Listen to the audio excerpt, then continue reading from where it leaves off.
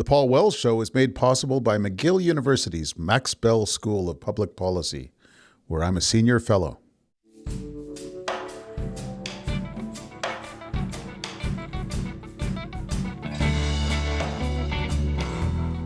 How do you know who to trust? There's a lot of crap on the internet, and there's a lot of really bad content on social media. How do you separate the signal from the noise when the noise is a baseline of really bad content? This week, campaigning and governing online, and another look at the campaign in Quebec, in a week that was all about Quebec. I'm Paul Wells. Welcome to the Paul Wells Show.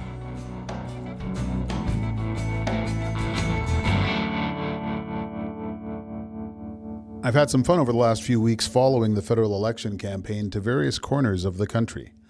This week, we're going to follow the campaign online, to a world where you never know whether you can trust what you read. One of the leading experts in media, online technology, and democracy in this country is Taylor Owen. He's the Beaverbrook Chair in Media Ethics and Communication at McGill University. He's the founding director of McGill's Center for Media, Technology, and Democracy. His podcast, Machines Like Us, is a technology show about people, and it comes out every other Tuesday. And Taylor worked closely with the Trudeau government in producing legislation that tries to protect citizens in this strange new world. So he pays close attention to online communication during campaigns, because he and his team try to identify organized disinformation efforts. And he's also thinking hard about what will happen after the election, because any new government will face some of the same questions the Trudeau government faced, sometimes controversially, in trying to govern online. After my feature interview with Taylor Owen, I'll check in once again with my colleague Hélène Buzzetti, one of Quebec's most respected political columnists, in a week where both of the big parties camped out in Montreal to prepare for the television debates. First, Taylor Owen. Taylor Owen, thanks for joining me. Hey, happy to be here. You are kind of occupationally all the time at the cutting edge of analyzing the impact of new digital media on democracy. So for you, like for me, elections must be kind of a busman's holiday, like a chance to finally see how all of your concerns play out in real time. What's this campaign like for you? So one of the projects that we run is the Media Ecosystem Observatory, and essentially we try and capture as much of the Canadian information environment as we can, all the public content circulating on the internet, on social media, in journalism, and watch it and see what's flowing through it. So in an election, it is sort of our Super Bowl, right? It's the time when there is the most attention on politics. There's the most content flooding through our ecosystem. There's the most attention from potential malicious actors, which we pay a lot of attention to. And Canadians themselves are paying the most attention to the news and to information. So we put a real premium on the integrity and the reliability of information during an election. So we're really trying to look under the hood there and see whether what we are seeing and what is circulating is authentic and aligned ultimately with our democratic interests. Do you have any sense of the trend line of malicious versus innocuous information? You know, it's really, really hard. And I know that's not the best answer here, but there is so much. This won't be news to you, Paul. Mm-hmm. There's a lot of crap on the internet. And there's a lot of really bad content on social media. And there's a lot of really bad people on social media. But that is not an election phenomena. That's not a foreign interference issue. That's just a reality of our internet and our social media, that they are designed to amplify and give voice and give opportunity to people with ideas we don't agree with, or sometimes people with malicious and bad intent. And that's the baseline in which we go into an election. So what we try and do, and this is really the hard part, honestly, is how do you separate the signal from the noise when the noise is a baseline of really bad content? We put a lot of effort into trying to avoid what often happens in this conversation, which I'm sure you've seen a ton of, and we've already seen some in this election, which is journalists or partisans or just citizens seeing something that looks malicious and looks bad and flagging it as some malicious act of a foreign actor or something that's going to undermine our election. when the vast majority of those cases will not do so. The vast majority of bad things on the internet are seen by very, very few people and have almost no impact. But some things do. And some things take off and are seen by lots of people. And we've seen in past elections, can have an impact on how people view candidates, how people vote, how people feel about each other and their fellow citizens, whether they're further divided from each other or not, right? Like, we know that that can happen. The problem is finding the things that do that versus the noise. And that's what we put a lot of effort in trying to do. Who's the we? What kind of resources are you throwing at this? So we have about 25 people working on the election in our observatory, and we have a network of a dozen research partners across the country, which we collaborate with.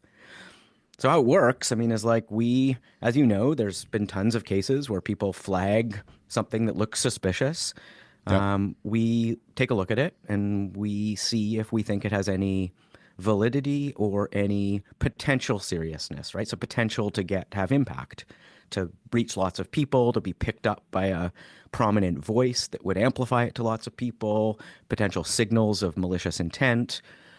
If we see that, we create what we call an incident and we study it.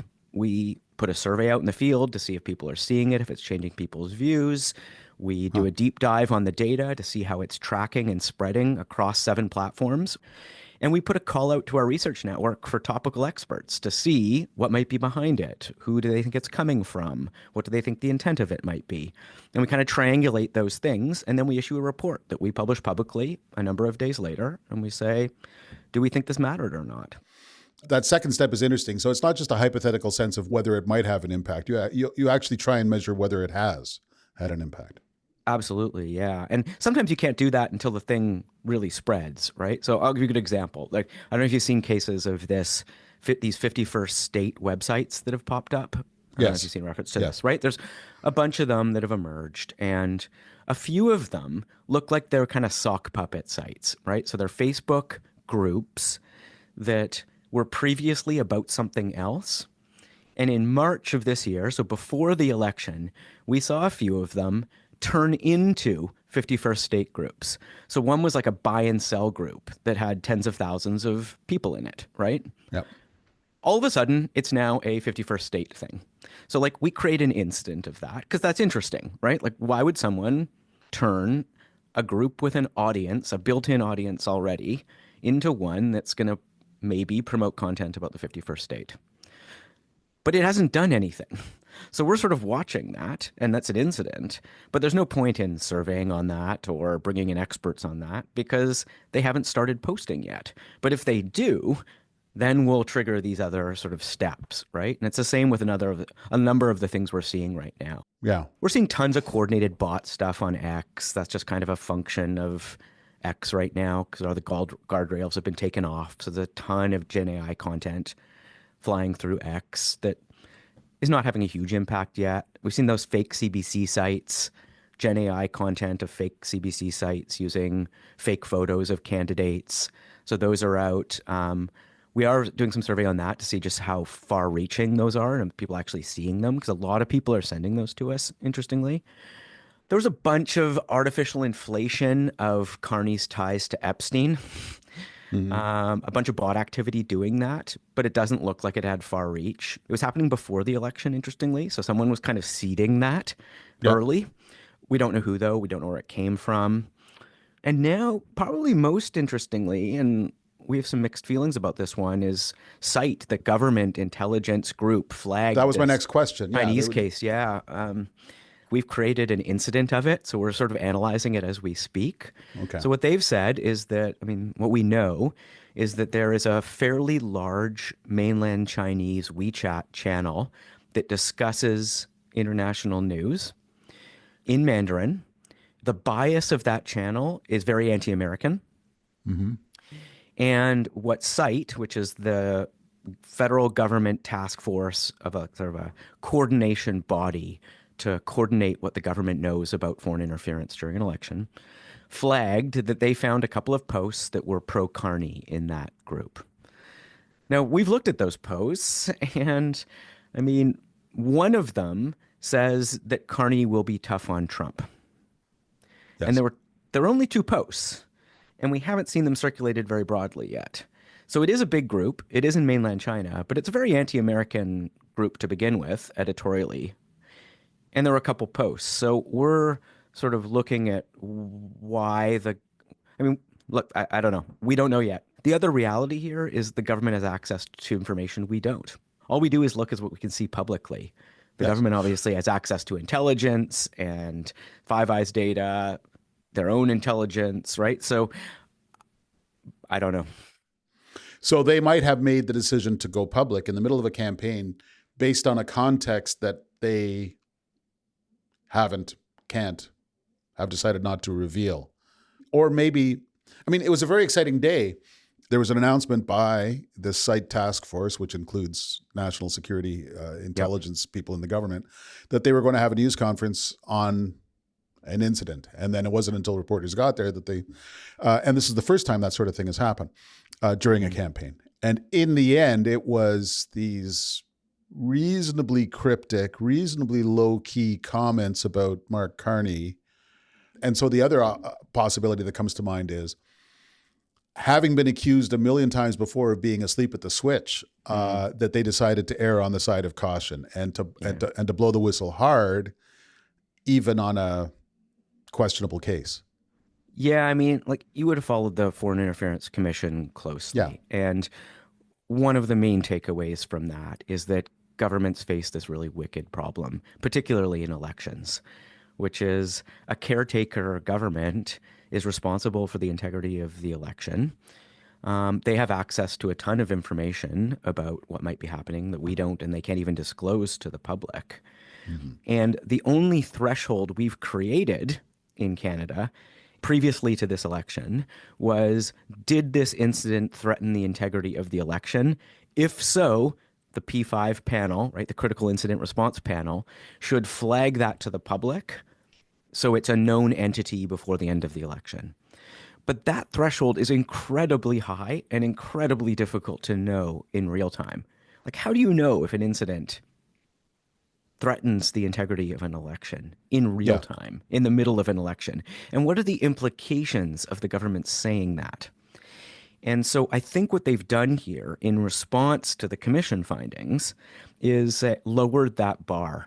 So instead of just using that critical election incident protocol, they've taken this broader site group, which is a broader range of people, and said, look, we're going to be more open about the things we're watching and seeing through the various mechanisms we have to watch the election.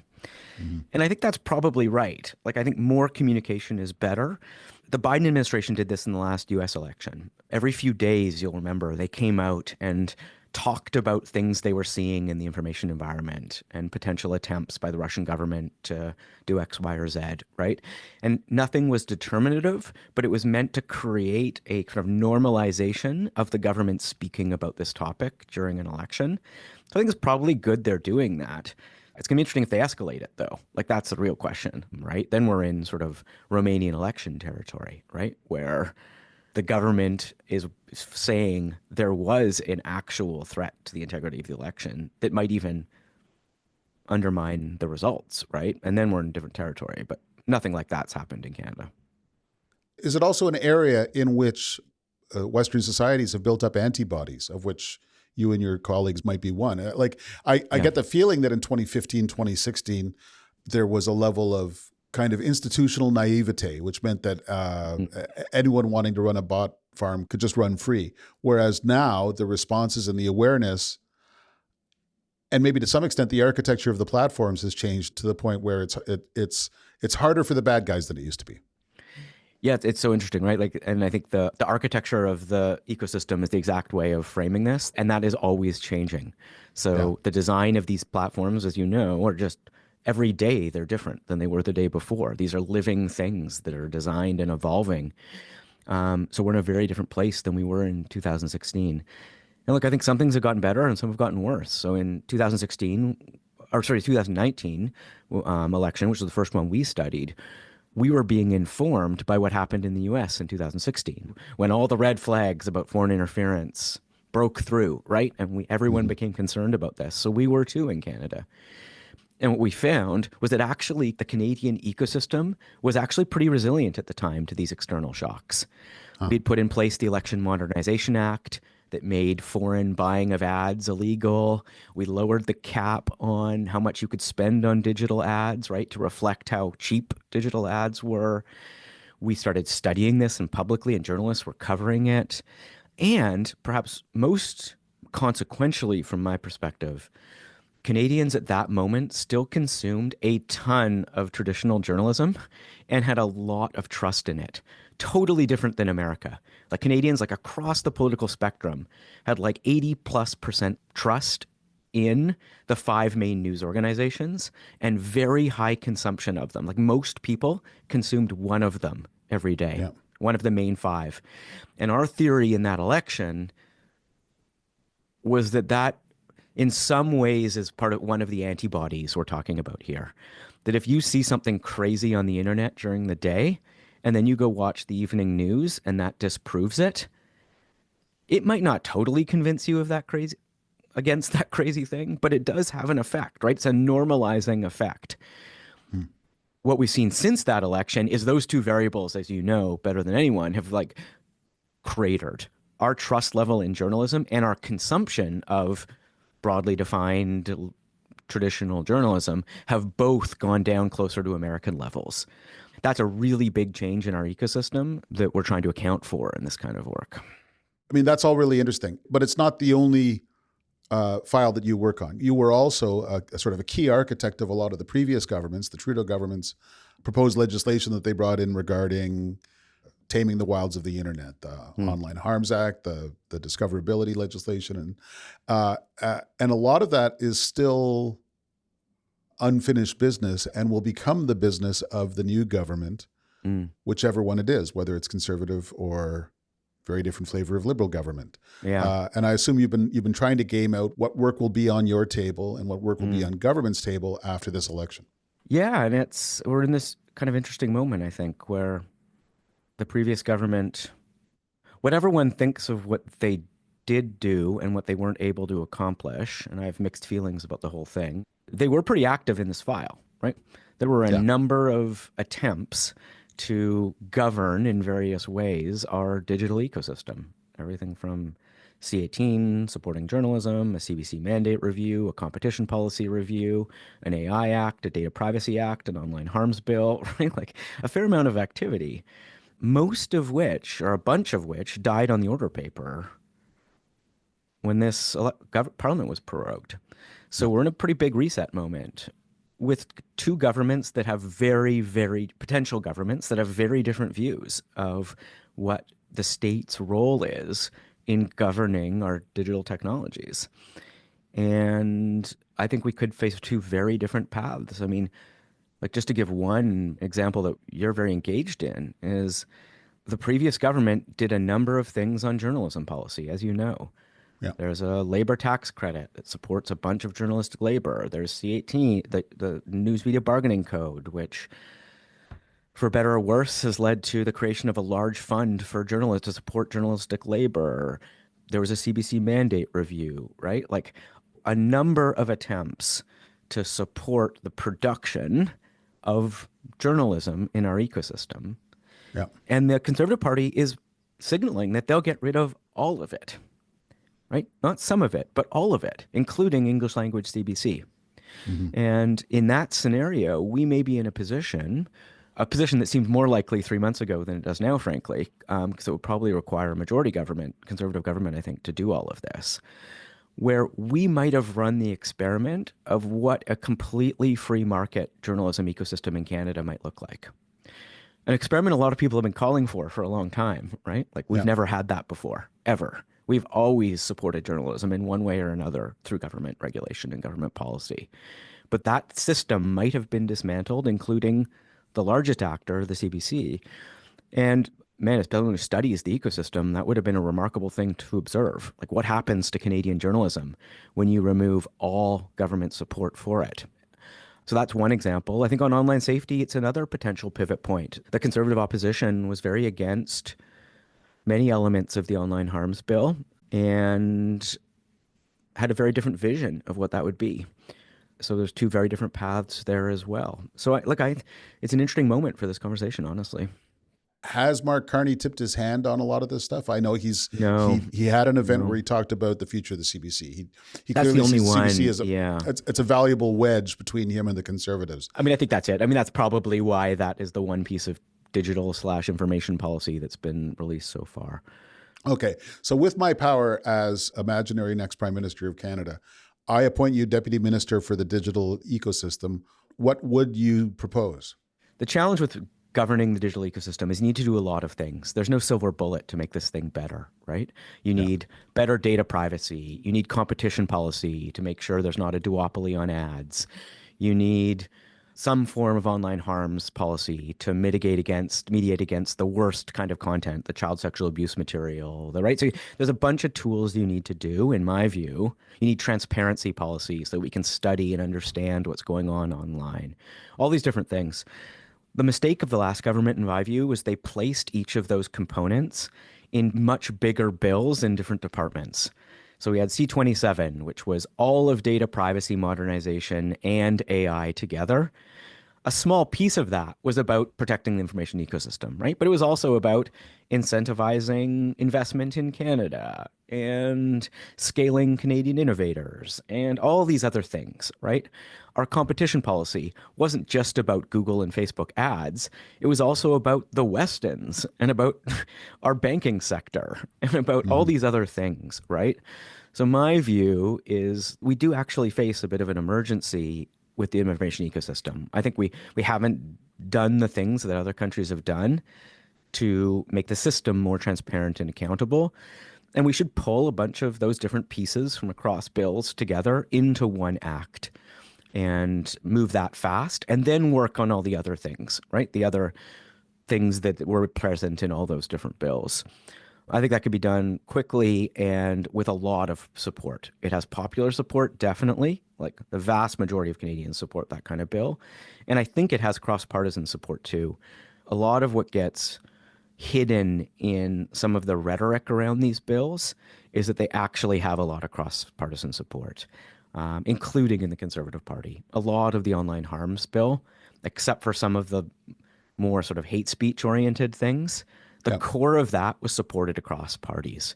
So if we can sort of dial it back to the core of these bills, I think it's something that could be done easily with a lot of support. But maybe that's wishful thinking. Honestly, this stuff gets politicized, as you know, better than anybody very quickly. Well, yeah, I mean, basically three big areas of legislation, and they just had an almighty fight over all of them. They burned through two heritage ministers before they got to Online safety. Yeah, I think they yeah. should have done it first. I think they got the order wrong, frankly. I mean, maybe protecting kids on the internet should have been the thing they started with rather than doing a Netflix tax, right? Like, let's start with the thing people really care about. And what they really care about is that their kids are out on an entirely unregulated internet, getting approached by strange men in their direct messages. Like, maybe let's deal with that problem, right? And first, and then work on some of this other more complicated stuff. And on the online harms, everything I've heard from the representatives of the big, like Yeah. Google and Facebook and so on, Yeah. is that they actually would have welcomed government action on this front, because if not, it falls to the companies to designate what's harmful and to police it. Is that are they crying crocodiles tears there, or do you believe that they would really like to see government help? So I think I'm not sure they want government help. I think the big companies have come to terms with a certain kind of regulatory approach because it's being normalized in other jurisdictions and they're complying in other countries. So I think in part because most of the Online Harms Act was designed in a way that was building on and learning from the Digital Services Act in Europe, the Online Safety Act in the UK, right? So there was precedent for this approach. Companies were already complying. So it's very difficult to fight an approach in Canada that you're already complying with for all of Europe. And so, look, whether or not they welcome it or not, I don't know. But I believe they weren't going to fight the core of it the way they fought some other bills. Is any of this conversation, this debate, recast in the context of global trade war? Well, to some extent, the stated preference of one of the party leaders, Yeah. that that we turn away from the United States and towards the rest of the world? Can you turn away online? I think that's such an interesting question, and one that I'm sort of preoccupied with at the moment. The challenge has always been that the companies one needs to regulate in this space are American companies, and they're some of the largest companies in human history. That creates a governance challenge. Now, if you're Europe, you can probably pull some weight, and your market is big enough, and these companies care enough about being in the European market that you have a pretty big stick to play there. We're in a slightly different boat, right? I mean, we're a smaller country. We don't matter as much to the American companies, so it puts us in a tricky spot. So aligning with what other countries are doing makes sense for us, right? So let's not get too ahead of our skis, and let's align broadly with what Europe and other peer countries are doing. We might be in a different moment now, though, right? I mean, it's pretty clear that the U.S. is signaling that they're going to use pretty aggressive sticks, whether it's tariffs or stronger measures of economic warfare, frankly, against countries that are regulating against the interests of their companies. Vance made this really clear when he was doing his European tour right after the election, right? That if you guys regulate in a way that we think are undermining the interests of our companies, we're going to go nuclear on this. Yeah. And you better be ready for it. So that is one variable that is real, and I think we need to take into consideration. But something else has happened, which could be a countervalence to that, which is if Carney is right, that there is going to be a decoupling of certain large democracies and the American market and America, then that might present an opportunity for governance alignment in this space. Right? So if there's 10 or 15 countries that are all aligning their trade and their regulatory policy in a cohesive way and separating it from America, and if we're going to be a part of that, then there'll be more of this kind of policy, I think, right? Because we're going to need to build our own digital infrastructure. We're going to need to have aligned policies with Europe. We're going to have similar data rules around where it's stored. We're probably going to have similar AI policies, right, as those countries. The alternative is also possible, though, which is the week after the election, whoever is Canadian Prime Minister goes to D.C. and cuts a deal on USMCA renegotiations with Trump. And in that scenario, I don't think our digital policies stand a very high chance of being a red line in those negotiations. I think supply management has a shot at being a red line.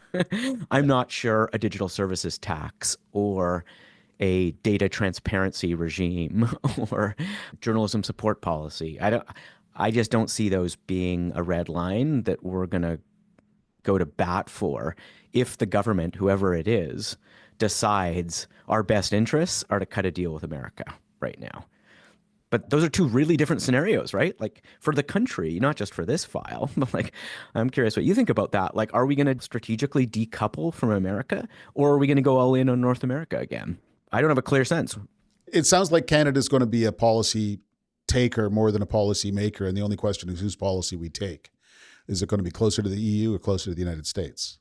Yeah, and I think it's EU plus, right? Like I think there is maybe an interesting configuration where some big global South democracies become a part of that too. Okay. If Brazil and Indonesia and South Africa and Europe, Australia, Canada, I mean, that starts to become a fairly broad democratic coalition, so to speak. Do we have weight in that, though? I don't know. I mean, And- Carney can say he wants to lead that, but like, I don't know. It's funny because what I keep telling myself is that Carney should know better than anyone that big neighbors have gravity. And the lesson of Brexit is that it's very hard to turn away from the 500 million people next door. And I really think turning the page on the Canada-US relationship is a lot easier said than done. I think so. It's easier when you're being threatened aggressively, though. Yeah. I think it's been quite remarkable to see the reaction to that hostility in Canada. And I think that reaction is, I mean, it swung an election 30 points, right? Or polls in an election 30 points, which is both unprecedented and pretty remarkable, right? And that's a real thing, I think. And this actually is relevant for the foreign interference conversation too, frankly. has the decline in talk about a 51st state from Musk and Trump and American podcasts, is that a temporary pause around this election, or is that a real change in position? And I don't know the answer to that. Just as I don't know the answer to a fundamental question, what on earth did Carney tell Trump to get him to stop? Because Trump's like a dog with a bone when he gets an idea in his head. Well, I'd put it back to you. I mean, was it Carney or Danielle Smith that got in his ear? What on earth would she have told him? Anyway, we're in the area. You're swinging the election. You're ruining our election. Yeah. I mean, that's what she told Breitbart, right? Yeah. I'm not aware of a comparable case where the president is saying something 3 times a day and then he stops on a dime. Like, if nothing else, it demonstrates a level of self-control that surprises me. I mean, that it is shocking, right? And Musk too. We know and we were actually very concerned looking at we were looking at possible vectors of influence in the Canadian election. Musk's posts being prioritized to every Twitter account or X account in the world every time he posts is a pretty big vector, right? Yeah. And we know he used it in the UK and in the German election. I mean, to mixed results, honestly. But he was willing to use that to spread false information in both of those countries. Was he going to be willing to do that here? He started talking about 51st state and promoting it. And like with Trump, he stopped. So it's worth asking why they both stopped. I mean, you presented one theory. Maybe that's one. Another is they realized that was supporting the wrong horse in Canada. That's another theory. I don't think we know one way or another, but the discipline is remarkable. The one thing I would add to this, though, is the role both of them play in the ecosystem. It's not just related to what they say. It's what effect it has on what else is said and what else is amplified on the platforms. So when Musk says something, his content matters for sure. But it signals to an algorithm and to a community of people, whether they be the whole broader influencer community and a bunch of bots that are out on X, that these are things that should be talked about and amplified. So when they were both talking about the 51st state, who else was talking about it? Rogan was debating it. Shapiro was debating it. Bannon was talking about it. Hundreds and hundreds of bots were all amplifying that content, right? So there is an ecosystem effect to when the big fish say something in these ecosystems, and they've stopped saying it. So that rhetoric has declined across the ecosystem, which is interesting. We're in a different place than we thought we were going to be in if they'd kept doing that through the election. I mean, I remember I was at that conference that you organized in Montreal a couple of weeks before the writ drop, and the panel that I moderated, one of the questions was, what's Elon Musk going to do? What's J.D. Vance going to do during a campaign? Yeah. And instead, they're turning into the very large dog that so far hasn't barked. Yeah, and it's an interesting question to why. We don't know the answer. And what happens after the election? Do they reemerge? Or was this just like a trial balloon and Trump started saying some crazy stuff and everybody backed it because he was saying it and they don't have... Although, look, the message we were hearing from a lot of the Americans at that conference, including a number of national security affiliated Americans, was you guys should be taking this seriously, right? Like, there are a lot of people promoting an expansion of American territory and strategic reach who have proximity and presence in the White House. And so you probably at the very least should be taking this rhetoric seriously. And I was a bit taken aback by the way that was framed by some of those people at that event, frankly. It was a bit unnerving. Well, I don't normally like to end a conversation on a puzzle or a riddle, but I think we're stuck with it. And frankly, I kind of like it. Yeah, me too. Maybe we'll know why all of this happened and didn't happen in a few weeks. Well, let's reconvene and we'll solve the riddle after the election. Absolutely. Taylor Owen, thanks so much for joining me today. My pleasure. Thanks for having me.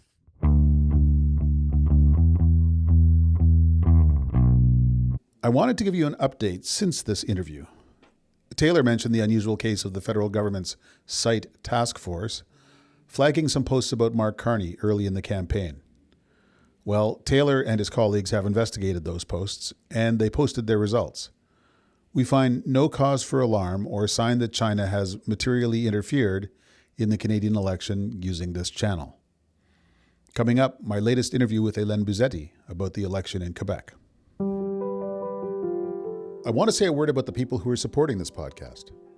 McGill University's Max Bell School of Public Policy is committed to the research, teaching, public outreach, and practical advocacy of sound public policy, grounded in a solid understanding of the overall policy process, with all its imperfections and limitations. With their one-year intensive Master of Public Policy program, they teach a principle-based design of policy solutions to important problems. Learn more at mcgill.ca/maxbellschool.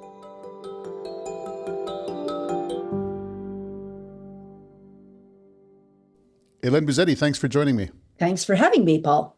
It's Montreal week on the campaign. They started on Tout le monde en parle on Sunday night, and Wednesday and Thursday are the debates, also in Montreal. My readers have spent the whole campaign debating, is Carney's French good enough? Why is Carney selling in Quebec, even though he keeps saying things that theoretically don't sell in Quebec? Can you explain Quebec to us? We've got a few minutes. Explain Quebec. How many hours or days do I have? Well, how do I start that? Well, first of all, on the question of French, I think we discussed that earlier. At the very beginning of the campaign, or even before the campaign started, I was really critical of Carney's French. And I got a lot of, I wouldn't say hate mail, but people responding to me saying that I was too critical of his French, that was not the question in this campaign. And let me talk generally about the campaign. Like, we keep saying that, the ballot question is who's best suited to stand up to Trump. And I think Poilievre is right. He has a point when he says, well, nobody can stand up to Trump. Nobody can, change Trump's mind. But I think really it's a problem of phrasing. When we say that, what we really mean is who can stop Trump policies and Trump's style of politics contaminating Canada. I think that's the real issue. People are afraid. They're looking at what's going on in the South. They realize that, hey, democracy takes hundreds of years to build and as few as 100 days, and you can destroy it. People are afraid, and they're afraid that this new way of doing politics could come up north and contaminate our own debates. So that's the overall the situation, I think. And in that context, Quebecers, not only Quebecers, but certainly Quebecers look at Poilievre and they don't like him. They find him to sound a little bit too much like Trump.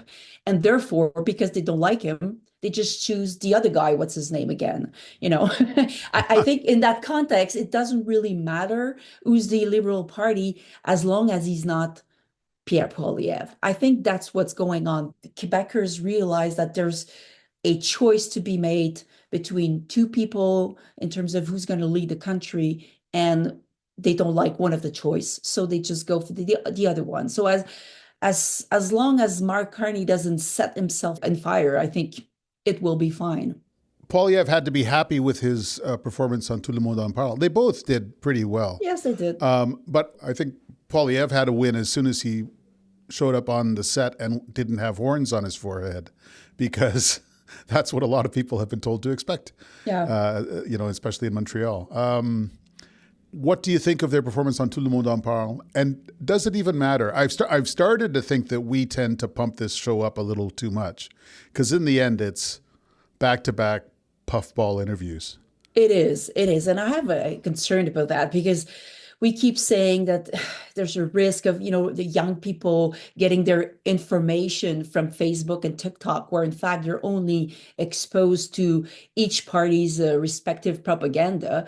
And then we tend to reproduce the same thing on these mainstream media platform like Tout le monde en parle, where in fact we're only giving the opportunity to party leaders to give us their spin again without really confronting them. So in a sense, it was a very easy platform. And yes, I think both perform very well. And on the case of Pierre Poilievre, I think what really helped him was that for once, and it was very refreshing, it was not this robotic politicians repeating his line and his spins. He actually sound authentic. We haven't seen that Pierre Poilievre a lot in the I was about to say in the last 4 weeks, but in fact, in the last 20 years, really. So it was good for him. And in terms of Carney, I think he hit a score when he distanced himself from Justin Trudeau when he said something about the economy. You know, I'm good at the economy and at dealing with economic subjects, and this is something Trudeau was, how did he say that, less interested in. And I think it really hit a chord with that. It helped him positioning himself or confirming that he will be more of a centrist instead of being on the left. And I think that was very good for him. Otherwise, it's a match nul, you know.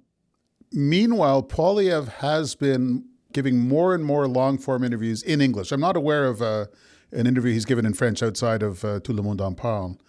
So as we're speaking, Tuesday morning, they just posted a long interview that he gave to Brian Lilly at Sun News. And before that, less traditional outlets. He spoke to Shane Parrish, who's a Wall Street tech blogger with a huge audience, almost all of it American. And he spoke to Camila Gonzalez, who is a sort of a Latina influencer, red carpet interviewer. And she sat down with Anna and Pierre Poilievre for almost an hour. And they're interesting interviews. What Parrish and Gonzalez sure don't do is contradict anything he says or compare what he's saying today with what he might have said last year or, you know, push him the way journalists do. But there's now several hours of Pierre Poilievre talking in a relaxed manner online that wasn't there several days ago.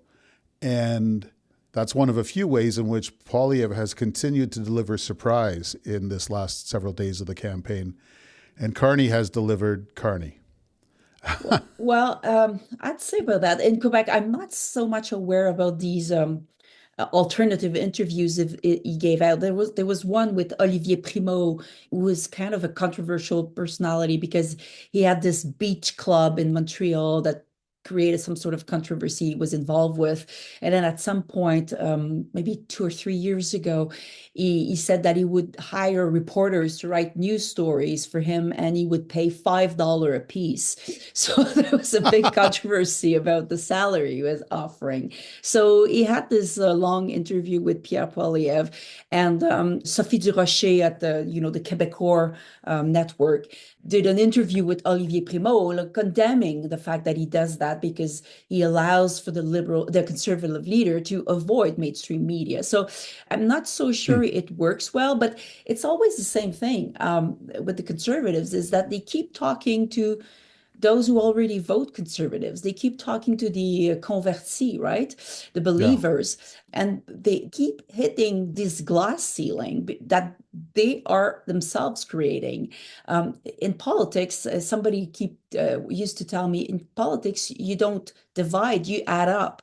You know, it's all about adding up people to your big tent. And that's what Pierre Poilievre has a problem doing. I just recall what he said last week when he was asked about Corey Tenike's comments about electoral malpractice, and he labeled them as a liberal or a lobbyist. I mean, this is a former spokesperson for Stephen Harper. This is someone who's been working for Doug Ford, and just because he says something contradictory, all of a sudden he becomes an enemy.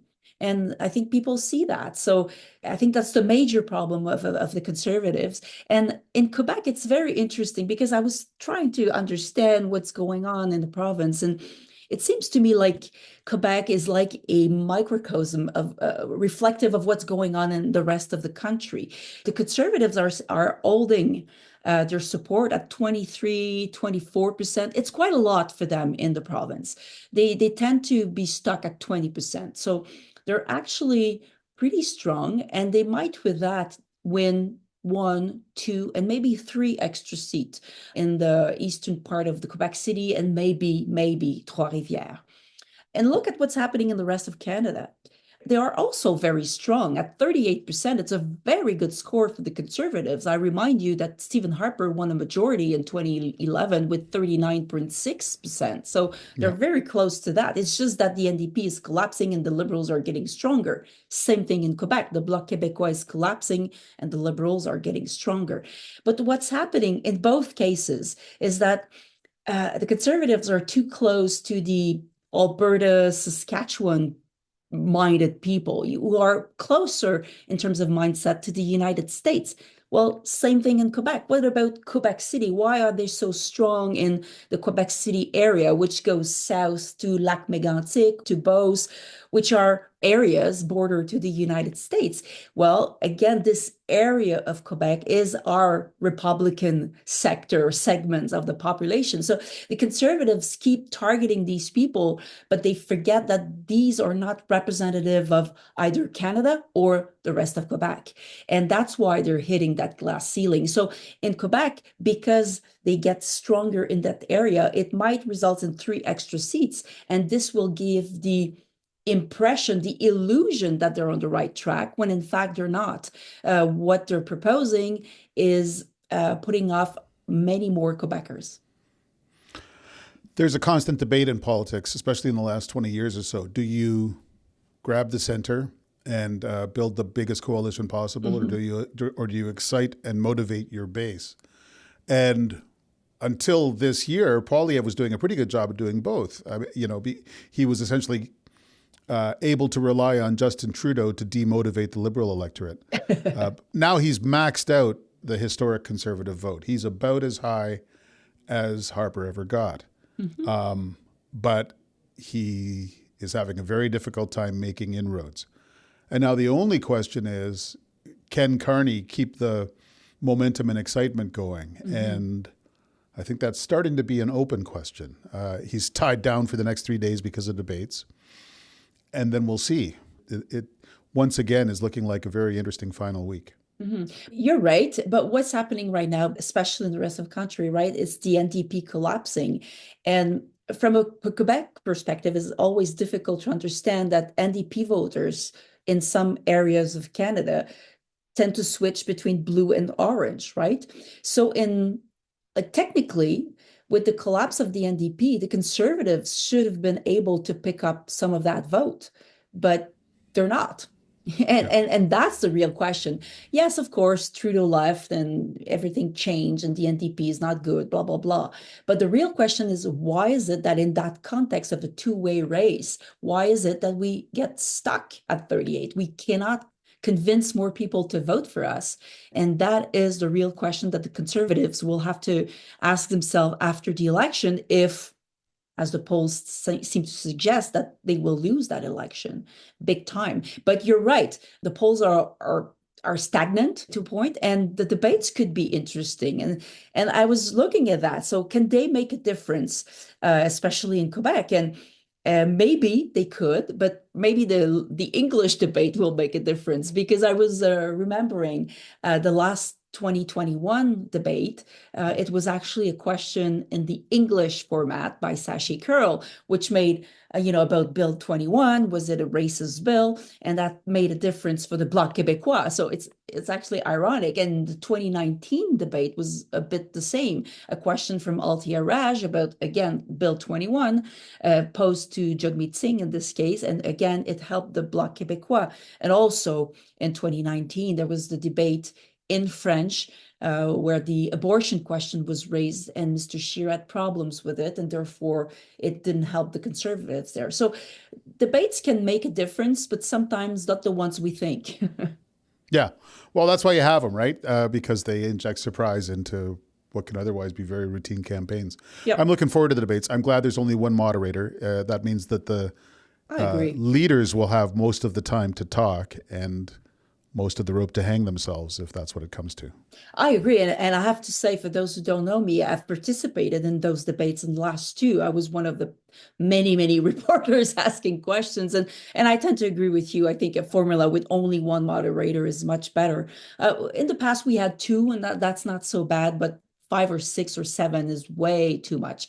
So yeah, it's a good thing. Although we have to ask ourselves questions about why the Green Party is there. They're not complying with 2 of the 3 criterias that were set. Yeah, they're essentially not minimally present in the Canadian political scene anymore, and therefore by the consortium's own rules, they shouldn't be invited, but they are anyway. And I suspect this is really just a matter of format, because so few days before the debate, they don't want to have to redo the set, redo the time allocation and all that. It would be too much trouble. But still, it raised the question of what's the point of having rules if you don't actually enforce the rules? And I think it will raise questions about the legitimacy of that commission after this election, I suspect. I have spent a decade raising questions about the legitimacy of that commission. I know. But I've given up. I wish them the best of luck, and I'm looking forward to their debates. Hey, Hélène, thanks so much for joining me today. That was great. Bye.